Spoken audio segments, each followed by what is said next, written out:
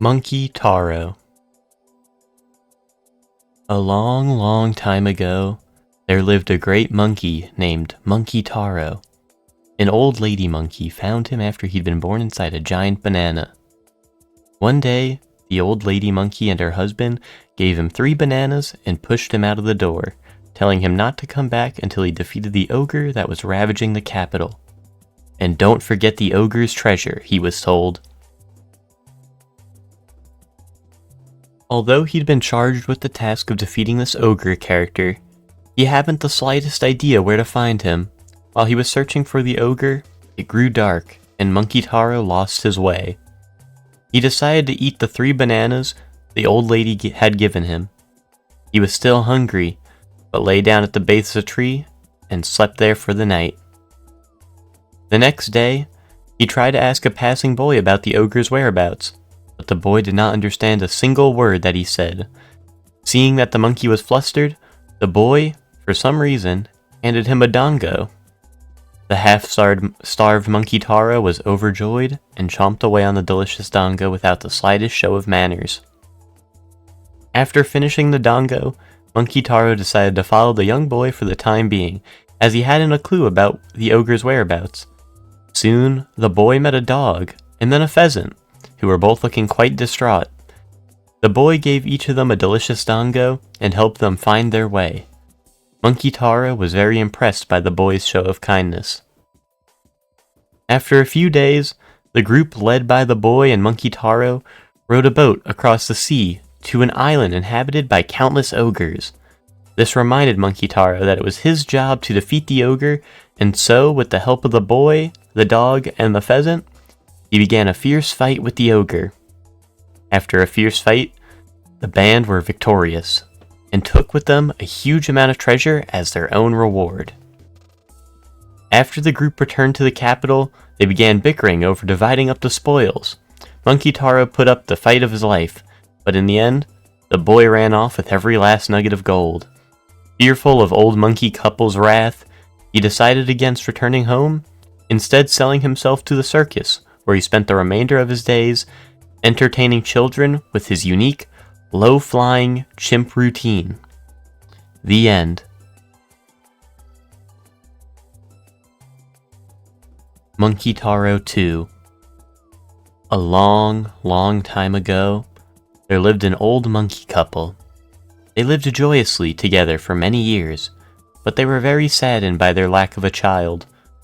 One day, Old Man Monkey went to the mountains to fetch bananas, and Old Lady Monkey to the river to wash pants.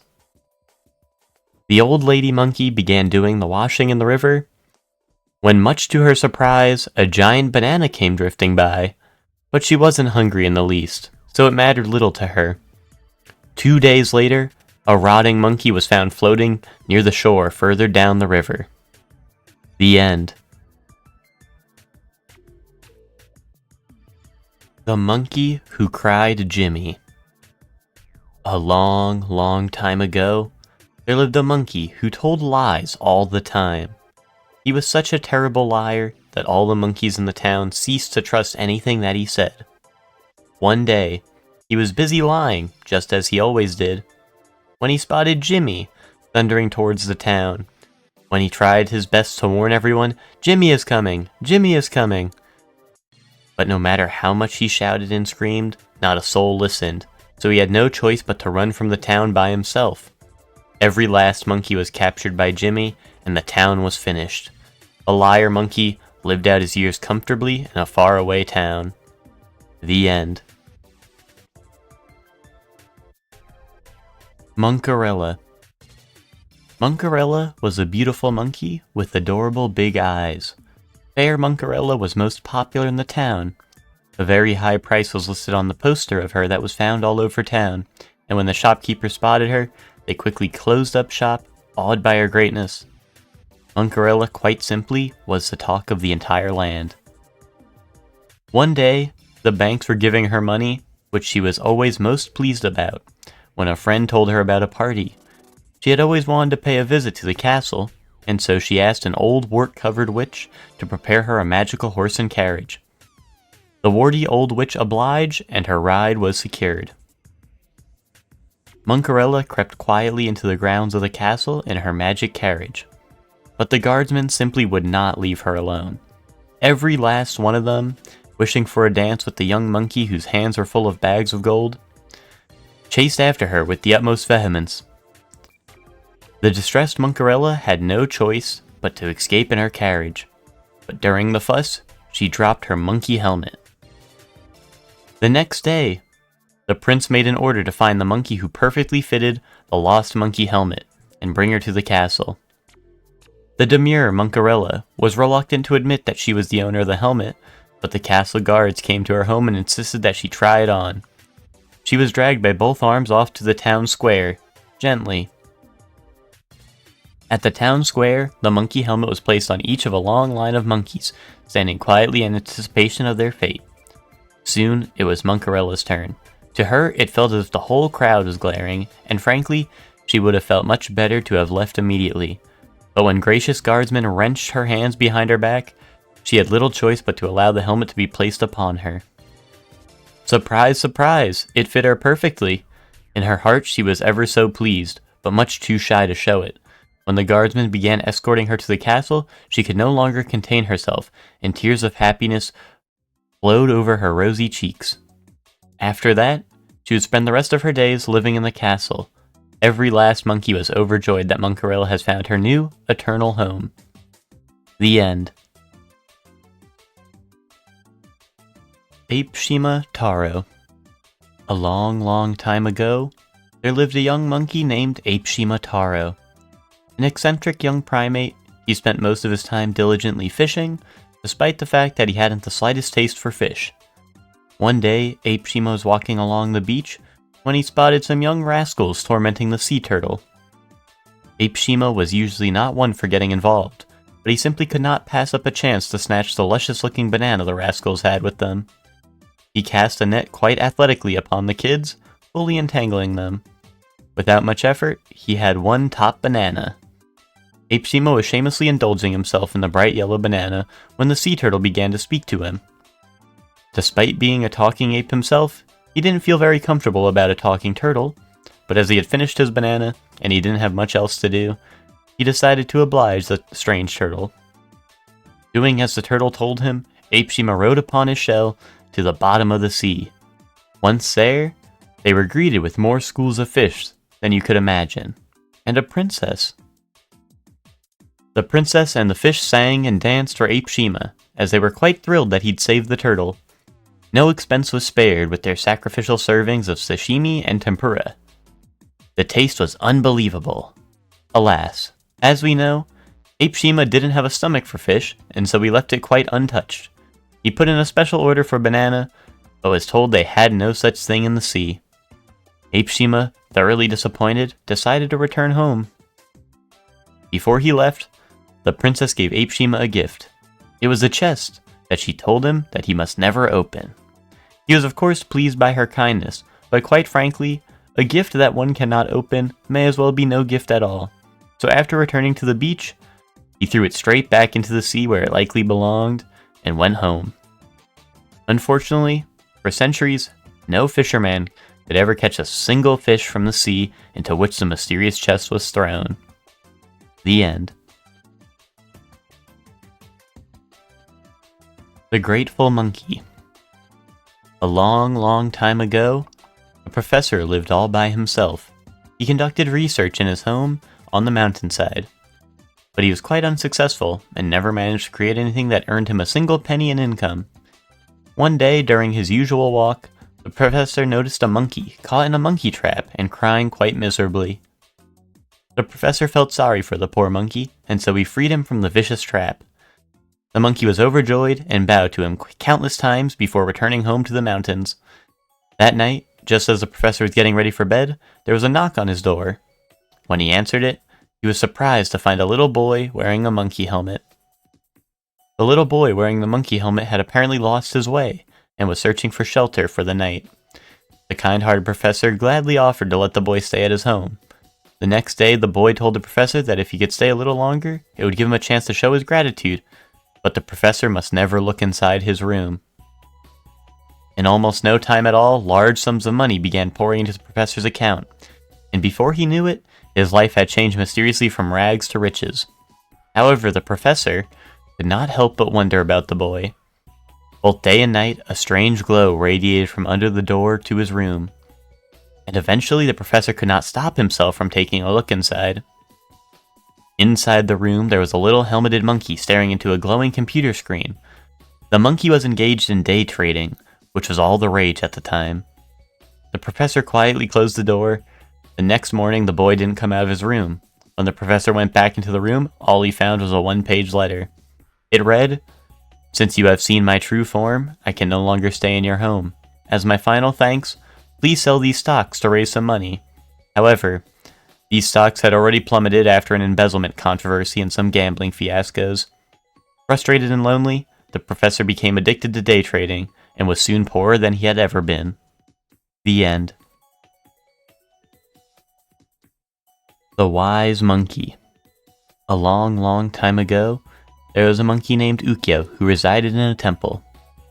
One day, Ukyo was up to monkey business in the forest when the head monk caught him. The head monk managed to use this opportunity to trick him into joining the temple. But in fact, Ukyo had incredible intellect, so much so that even the shogun himself had taken notice of his sharp mind. To be frank, he didn't really give a monkey's butt about what other people thought of his intellect, and could more appropriately be described as a loafer than a wise monkey. In any case, one day he was called to the castle by the shogun, as he always was. In his heart of hearts, he would much rather have sat at home twiddling his thumbs, but since this was the shogun, he felt compelled to take notice. When he reached the bridge that led to the castle, there was a sign that read, "This bridge shall not be crossed." It would seem that the shogun had called upon him for a battle of intellect, but as you may have guessed, Ukyo couldn't care about such matters, and so without skipping a beat, he simply swam across the moat. It didn't occur to him what the shogun had in mind. Ukyo reached the castle, where the shogun stood before a painted folding screen awaiting his arrival. The shogun told him that every night, the tiger painted on screen would leap out of the picture and terrorize the castle, and that he hoped Ukyo would know what could be done about this. Although he kept it to himself at the time, Ukyo really wondered if the old shogun was one sword short of a set. Of course, the shogun was hoping that he could challenge the famous Ukyo's intellect, but as Ukyo hadn't the slightest interest in such games, he pulled a lighter out of his pants, set fire to the folding screen. The fire grew to a considerable size, causing quite a panic. On the way out the door, Ukyo stopped off at the castle vault, snatching what he could take, and thus ensuring a comfortable retirement. The end. Little Red Monkey Helmet. A long, long time ago, there was a beautiful young monkey who looked lovely in her monkey helmet. So much so that she was called Little Red Monkey Helmet by all those who knew her. She loved searching the forest for mushrooms and bananas of unusual and, well, quite wretched colors. One day, Little Red Monkey Helmet was told there was a man who had an assignment for her. When they met, Little Red didn't even offer her hand. She kept a good distance, narrowed her eyes, and icily inquired, "What's the job, pal?" Fearing for his life, the man shook in his boots, but he knew that this was a task that only Little Red Monkey Helmet was capable of performing. Little Red Monkey Helmet's assignment was to deliver a banana to an old lady living in the forest. After confirming that a direct deposit had been made to her bank account, Little Red immediately prepared to set out. She brought only the things that she would need: her purse, basket, and a map of the forest.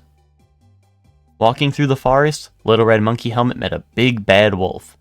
"Hello, and where are you going, little monkey?" he said. "To the old lady's house," replied Little Red. "Ooh, now you be careful, hee hee hee." You could have heard a pin drop in the forest as Little Red waited for the wolf to pounce. But he did nothing.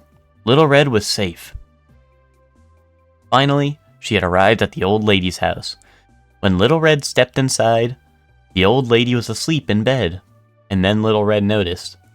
The old lady had strangely large ears. "Old lady, why are your ears so big?" She was sound asleep. When Little Red looked closer, she noticed that the old lady had a huge mouth. "Old lady, why is your mouth so big?" "Hmm? Old lady! Whoa, don't scare me like that, little girl." After Little Red gently awoke the old lady, she leaned over to give her the banana. As she moved closer, the old lady turned out to be no lady at all. She was the big wolf that Little Red had met in the forest. Where's the old lady?" says Little Red. "She moved away last month," replied the wolf. "Don't lie, you ate her, didn't you?" Little Red, you see, had quite an imagination, and something told her that this wolf was up to no good. Well, at least that's what Little Red thought. Little Red Monkey Helmet glared at the wolf and slowly, deliberately began cracking her knuckles. Crack, crack. She was pleased when she spotted sweat pouring from the wolf's brow. She taught him a good lesson, force-fed him the banana, and sent him hightailing it off to the forest. The poor wolf was traumatized by the whole thing. The end. Monkerella 2. Once upon a time, there was a beautiful young monkey named Monkerella, who was very poor. Monkerella always worked very hard despite being constantly tormented by her mean-spirited sisters. One day, word came out that there would be a splendid ball at the castle, and one by one, the ladies of the land were invited, all except for poor Monkerella. On the night of the ball, Monkerella was at home alone, singing miserably while still dreaming of attending. Then all of a sudden, a magician appeared, and with a wave of a wand, provided her with a banana carriage and a beautiful flowing dress. The young Monkerella, ecstatic about her change of fate, boarded the carriage and headed for the castle. Even the banana carriage smelled simply wonderful. The seats, the door, the interior, everything made of bananas. Monkerella was truly overwhelmed, so she bit straight into the seat. Sometime later, when she arrived at the castle, she had grown to the size of a small sumo wrestler. However, by the satisfied look on her face, it seemed that she didn't mind. The end. The Monkey Statue. A long, long time ago, there was an old couple who lived together happily. On New Year's Eve, the old man went to town to sell some monkey helmets so that he could buy rice cakes. The monkey helmets were his grandfather's invention, but they rarely worked well, and as such, never really caught on. The old man decided to go back home and was quite disappointed he'd sold so few helmets. He took the scenic, snow-covered walk home, carrying the heavy load of monkey helmets. Along the way, he suddenly noticed a row of 6 little monkey statues by the side of the road. The statues' heads were covered in snow and looked very, very cold. "You must be so cold all the way out here." As he said that, the old man brushed the snow off their heads and placed the leftover monkey helmets on them. Unfortunately, there were 6 monkey statues and only 5 monkey helmets. One last little statue was left without cover from the snow, so the old man took off his own monkey helmet and placed it on the statue. Finally, the old man arrived home. When he told his wife about the little monkey statues, she looked angry. He was a little apprehensive to what this look meant, and even tried to appease her by telling her that she looked very nice in her kimono. However, the old lady was not moved and stayed silent, although it was nice to hear such a thing once in a while. The old lady still seemed upset, but the old man decided to leave her and let her sleep on it. It wasn't an ideal solution, but you see, this is how people often solve things. After a while, a sound was heard coming from outside. It sounded as if something large had been dropped outside the door. When they looked outside, they found a bundle of fashionable women's clothing. Some of them were almost embarrassingly sexy, but they fitted the old lady perfectly. The old man's cheeks turned bright red. "You're such an old fox. You shouldn't have." It wasn't me." And a special feeling entered the air. When they looked off into the distance, they could see the light of a single monkey helmet. It seemed as if the little monkey statues had brought the clothes to express his thanks to the old man. Thanks to the little monkey statue, the old man and the old woman were on good terms once again. According to the neighbors, the lights were on until very late that night. The end. The Gold and Silver Bananas. A long, long time ago, there lived a professor who was a diligent inventor, but despite his talent had always remained poor. One day he went out into the forest to collect wood as usual. However, this time, he came across a beautiful fountain right in the middle of the forest. He'd grown hungry on his walk, so decided it would be nice to have his lunch there. The professor finished his lunch and was about to bite into his wonderful banana dessert, when his hand slipped and plop went the banana right into the fountain. The professor, however, could not swim, and so he could do nothing but sob miserably by the side of the fountain. All of a sudden, a beautiful goddess arose from the depths of the water. The beautiful goddess asked the professor, "The banana you lost, was it gold or was it silver?" The honest professor told her it was neither, and then the fair goddess handed the professor both a gold and a silver banana. The penniless professor was, of course, quite overjoyed with his luck.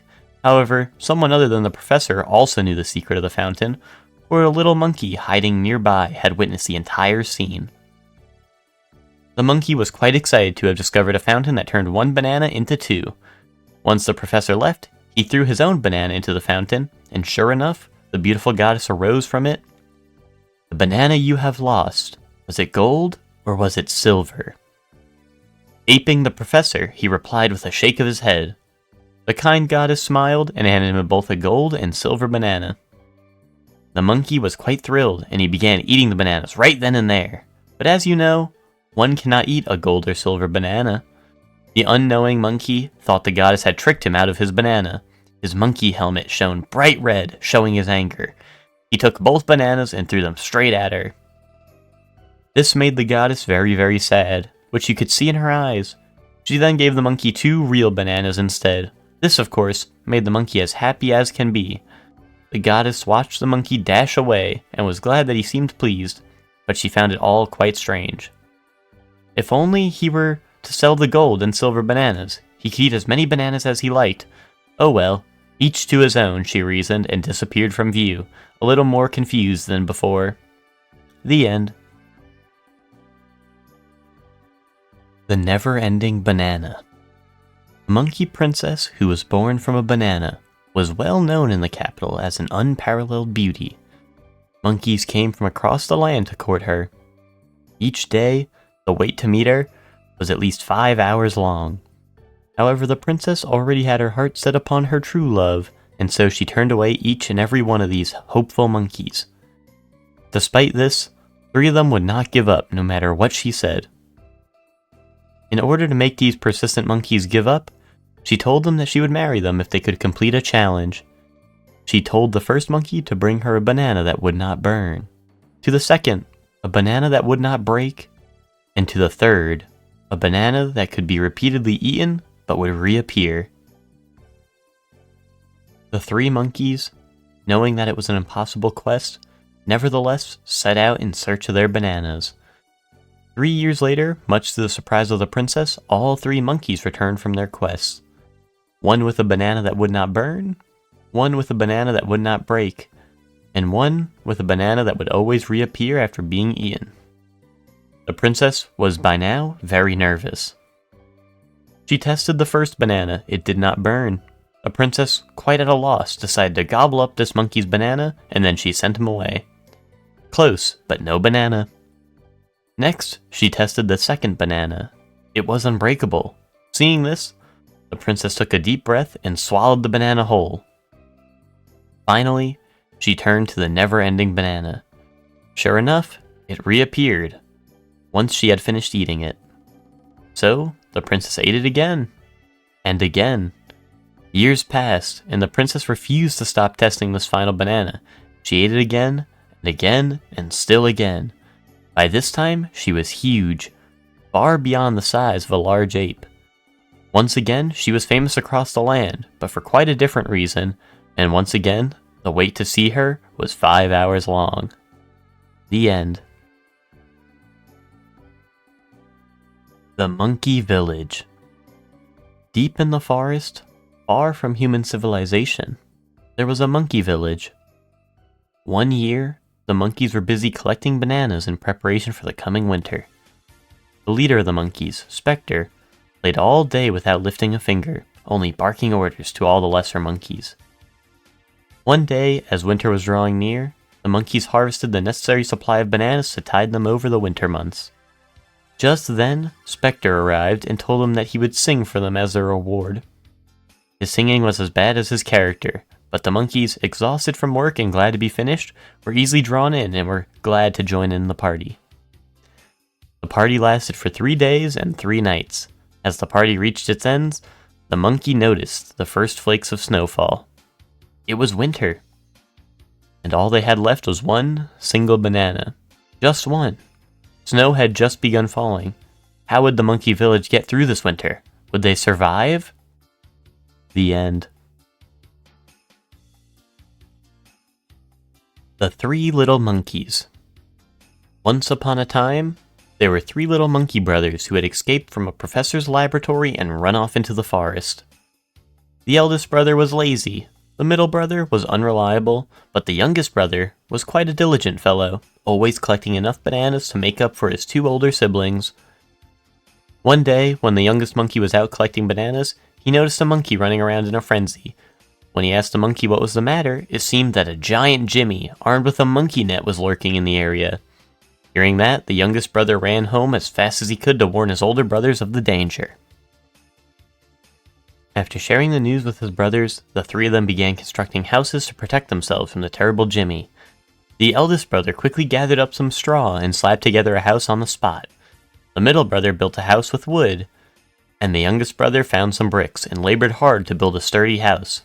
A few days later, the dreaded Jimmy reached the homes of the 3 brothers. The first house of straw could not even stand up to Jimmy's body slam attack, so the brothers ran to the next brother's house. However, the wooden house was vulnerable to Jimmy's stun club, and so the 2 brothers had to scramble to the youngest brother's house of brick. Unfortunately, the brick house was still under construction. All 3 were captured together. The end.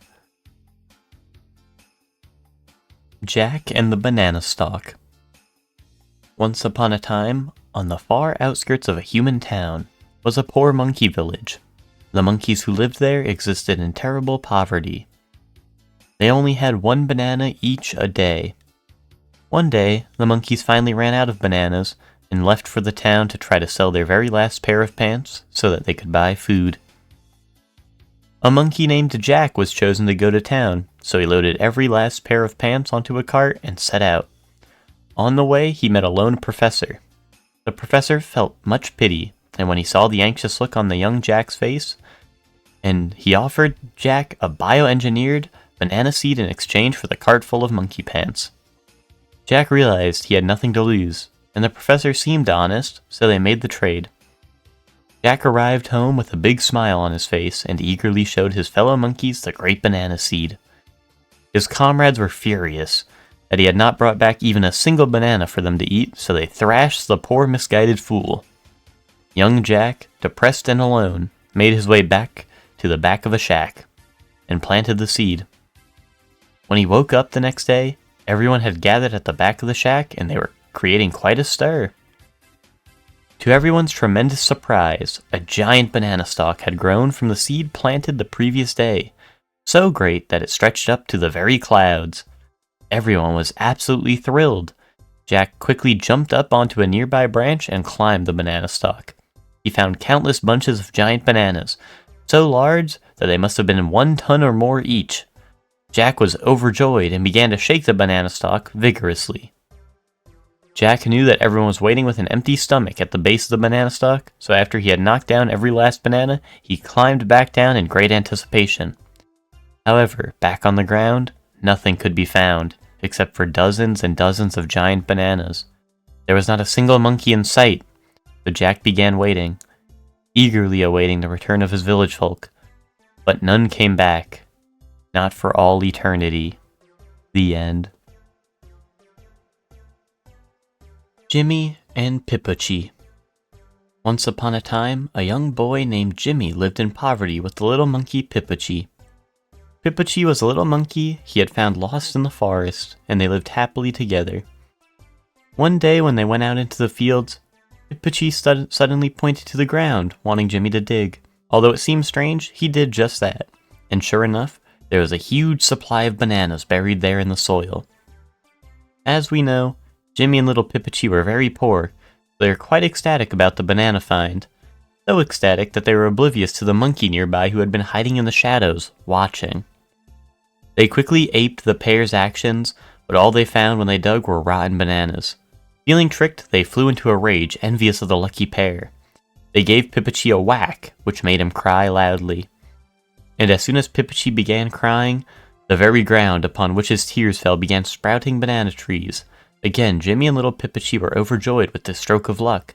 The monkey, seeing this, were now sure that if they cried, they too could have their own banana trees, so they began slamming their heads against rocks to cry. No matter how hard they tried, nothing came of their tears, and their heads were soon covered with bumps and bruises. The monkeys were angered as never before, and so that night, they came and ate every last banana on the banana tree. When the pair woke up in the morning, they were sorely disappointed, for not a single banana remained for them to eat. With nothing better to do, they planted the banana peels in their farm. From whence they'd planted the peels, out sprouted many beautiful flowers. Just then, a kindly professor strolled by, and was quite pleased by the beautiful flowers, and gave the pair many wonderful gifts. The monkeys, seeing this, spread banana peels across the ground, but the professor slipped upon them. The monkeys once again became angry, but this time the professor was angry too, and so he caught them all up and warped them away with his gotcha net. The end.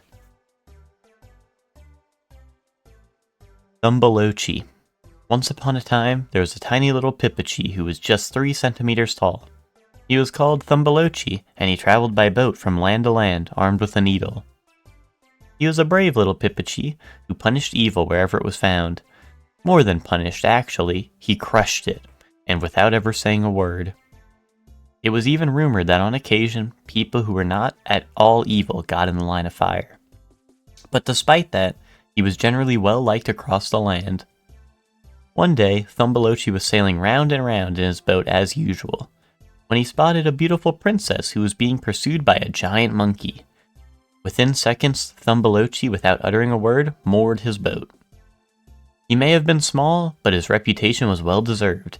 As soon as the princess saw Thumbolochi coming off the boat, she pleaded to him for help. The giant monkey, disgusted by the popularity of such a puny fellow, attempted to crush the tiny thing with a stamp of his foot, but the daring Thumbolochi would have none of it. He deftly dodged the attack, and then proceeded to climb right up the monkey's leg.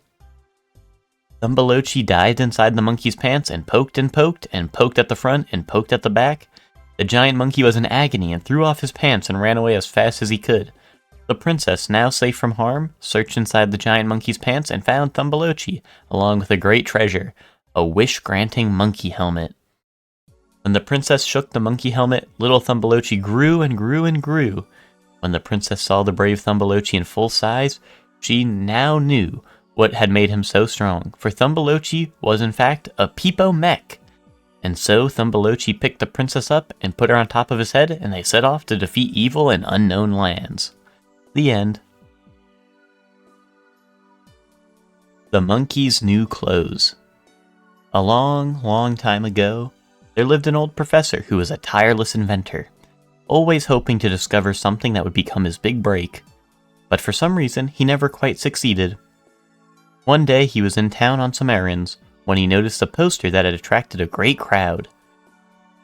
The professor stepped over the poster, which read, "Make me a pair of monkey pants unlike any other, and you shall be rewarded handsomely." This turned out to be a message from King Spectre, who wished for a rare pair of monkey pants. The professor saw this as a golden opportunity and rushed home to begin preparations. The professor had a poor eye for fashion, so instead concentrated on originality. He decided that he would create a unique pair of monkey pants that would be visible only to monkeys. This was a great gamble for the professor, for he spent much precious capital on the design of the pants. This decision did, however, pay off. After much toiling, he had some fine pants that only monkeys could see. Finally, the day came for Spectre to select the winning pair of pants. Every pair of pants was splendidly designed and had fine features. To be honest, the professor was quite worried. However, the moment Spectre set eyes on the professor's pants, he fell immediately in love with these undergarments and told the professor he had won. Spectre, very pleased that he had actually acquired a splendid new pair of pants, gave the professor the promised handsome reward. It was a chest packed full of bright and shining gold. Unfortunately, This was gold that was only visible to monkeys, and so the professor returned to life as a humble inventor, just as poor as ever. The end. The Giant Banana Stalk. Our story takes place on a hot summer's day, in a monkey village. This village had thus far survived by selling the milk from its cows, but the cows had recently ceased to produce milk. After much debate, the monkeys decided they had no choice but to sell the cows. A monkey named Jack was charged with the task of herding the cows to town to sell them, and on his way he happened upon an old professor. The old professor gave a smooth talk about a newly discovered bean, and Jack was quite taken in. Before he knew it, he was without one cow, and left with only a single bean in his hand. When he returned, his starving friends gave him quite a telling off. As he was hit and kicked, the mysterious bean slipped from his grip and landed in the garden. The next day, Jack found a great banana tree growing from the garden, a great banana stalk that extended far into the sky. Jack climbed up the banana stalk all by himself, eventually reaching the clouds. There he found bunches and bunches of giant bananas.